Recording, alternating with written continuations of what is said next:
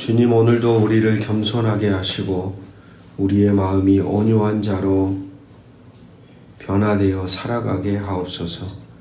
우리의 뜻이 아니라 오직 아버지의 뜻이 이루어지게 하소서. 모든 순간 당신을 따르는 기쁨을 경험하는 하루가 되게 하옵소서. 예수 그리스도 이름으로 간절히 기도합니다. 아멘. 오늘 우리에게 주시는 기록된 하나님 말씀 누가복음 8장 40절에서 56절 말씀입니다. 오늘 본문은 회당장 야이로의 12살 된 딸이 죽어가는 이야기, 외동딸이 죽어가는 이야기, 그리고 혈루증 걸린 12년 된 여인의 고침에 대한 이야기가 기록이 되고 있습니다.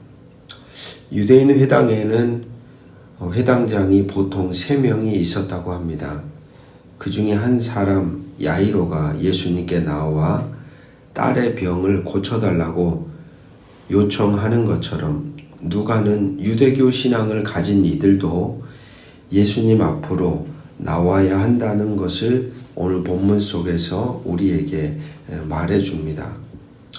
딸의 병을 고쳐달라는 요청은 어떻게 본다면 기복주의적인 신앙의 한 부분입니다.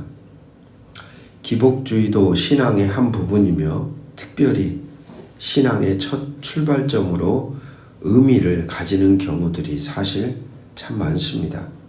나쁜 것만이 아니라는 거죠. 그 요청, 예수님이 와달라고 하는 그 요청 사이에 12년 동안 혈루증 걸린 여인과의 만남 이야기가 불쑥 끼어듭니다. 혈루증이란 우리가 아는 것처럼 월경이 지났음에도 여인의 피의 유출이 멈추지 않는 병을 가리키는 말입니다.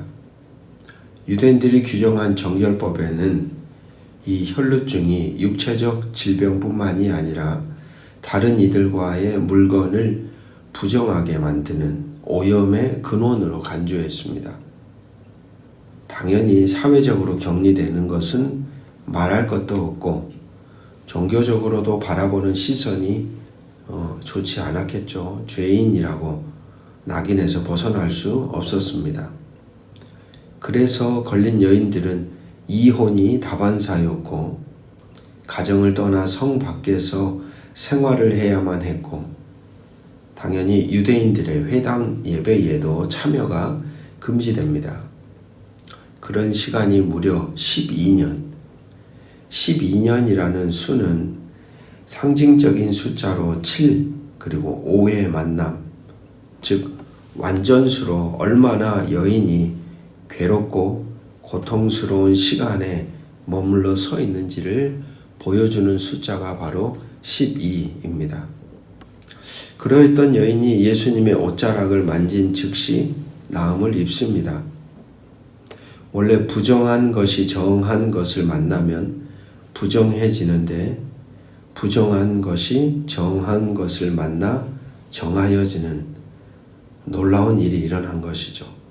바로 그 핵심의 자리에 바로 예수님이 서 계심을 오늘 본문은 우리에게 말해줍니다. 정의, 부정함을 극복하는 순간입니다.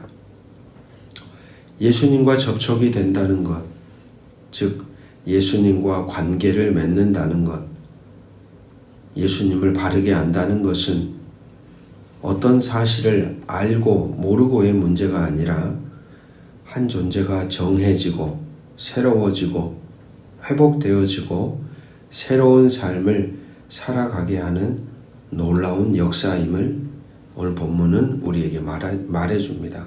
예수님을 접촉, 예수님과의 관계 안에 선다는 의미가 무엇인가? 왜 한 여인뿐이었을까요? 오늘 본문에 제자들이 말하는 것처럼 수많은 무리들이 예수님과 접촉했습니다. 그러나 여인에게만 놀라운 역사가 일어났다고 오늘 본문은 기록하고 있죠. 즉 이 여인은 무리 속에서 숨어서 예수님을 만난 것이 아니라 예수님이라는 존재를 1대1로 만났던 겁니다. 무리 속에서는 자신을 드러내지 않습니다. 무리에서는 부끄러움도 거부합니다. 무리 속에 있다 보면 늘 좋은 것만, 자신에게 필요한 것만을 누리려고 합니다. 그러니까 가려지죠.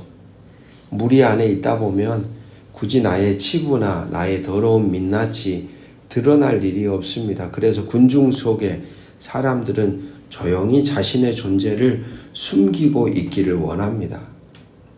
그러나 오늘 본문을 보면 예수님과 자신과의 1대1의 만남의 자리에 선 이 여인의 모든 것이 다 드러납니다. 그녀의 치부가 보여집니다. 거기에는 용기와 결단이 필요합니다.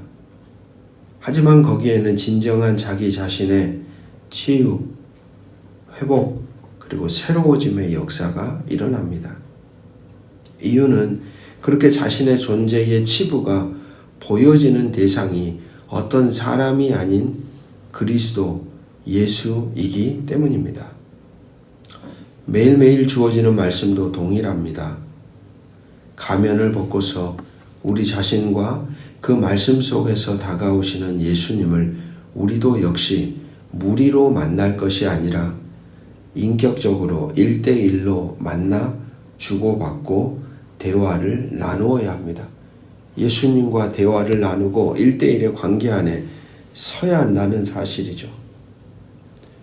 무리에서 나와 용기 내어 주님과 직면해야 합니다. 거기에서부터 우리의 삶은 회복이 되고 새로워지고 새로운 관계가 열리게 됩니다. 49절 말씀을 보시면 아직 말씀하실 때에 회당장의 집에서 사람이 와서 말하되 당신의 딸이 죽었나이다. 선생님을 더 괴롭게 하지 마소서 하거늘. 50절에 예수께서 들으시고 이르시되 두려워하지 말고 믿기만 하라. 그리하면 딸이 구원을 얻으리라. 누구의 믿음일까요? 당사자의 믿음이 아닌 아버지 야이로의 믿음입니다. 복음서 안에는 어머니의 믿음도 친구들의 믿음도 중요한 역할을 하죠.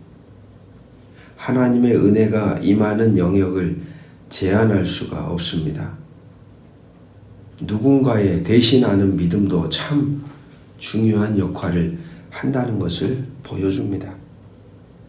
예수님을 믿는 이들에게도 육체적인 죽음도 존재합니다. 그러나 하나님과의 관계가 단절되는 죽음은 존재하지 않습니다.